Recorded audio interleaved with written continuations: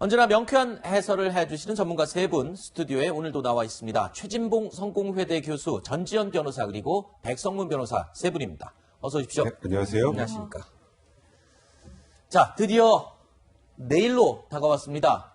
자, 한국 정치사에서 단 한 번도 국회의원 경험이 없는 30대의 젊은 정치인이 제1야당의 대표로 선출되는 이례적인 일이 현실이 될지 내일이면 그 결과를 확인할 수가 있는데요.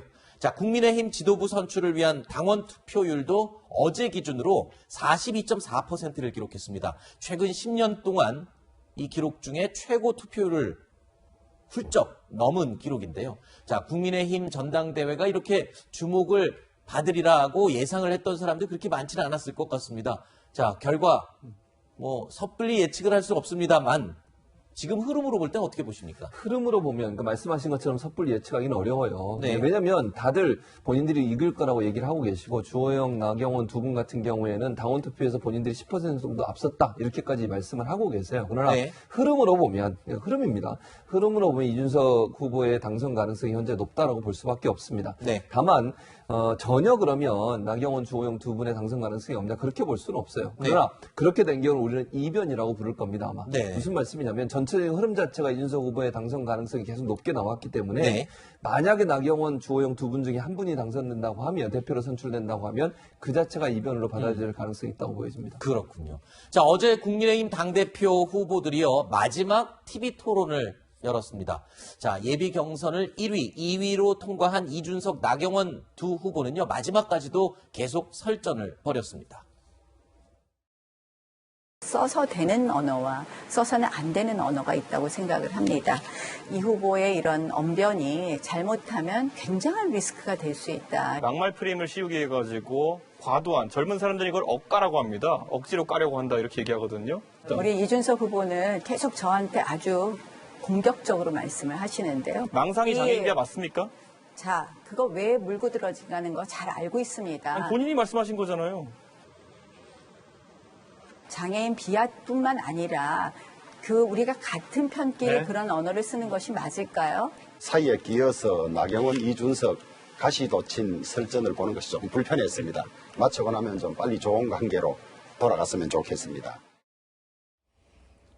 자, 국민의힘 당대표 토론회 날짜를 보지 않으면 이게 이틀 전인지 또는 어젠지 싶을 정도로 똑같은 모습으로 이 설전이 계속 반복이 되고 있는 것 같습니다. 자, 나 후보와 이 후보 어제도요 재차 막말 공방을 벌였는데 나경원 후보가 이준석 후보의 언변이 굉장한 리스크가 될 수 있다라고 주장을 하는 걸 들으셨죠. 자, 30대의 이준석 후보는 젊은 사람들이 사용하는 말입니다. 억까. 그러니까 억지로 깐다라는 단어까지 사용하면서 나 후보에게 맞받아 쳤습니다. 자, 서로 얼굴을 마주하는 이 토론회뿐만 아니라 글쎄요. 이 언론 인터뷰에서도 국민의힘 당대표 후보들 간의 신경전 그대로 노출이 되고 있습니다. 들어보시죠. 이준석 후보가 아메리칸 스타일이어서 그런 예의나 태도가 이 통합에는 약간 조금 더 어려움이 있을 거라는 지적도 했습니다.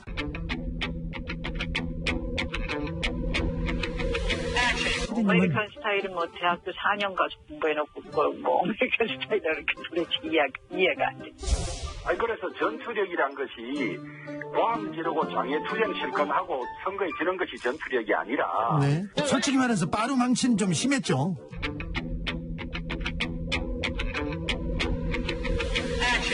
아니 그런 거죠. 바로 많이 심했죠.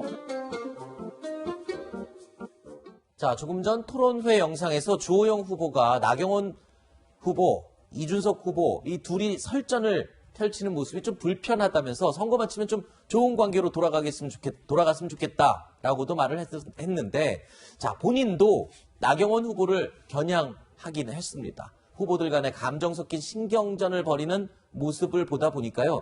자, 선거 끝나도 이거 뒤끝이 장난이 아니겠다.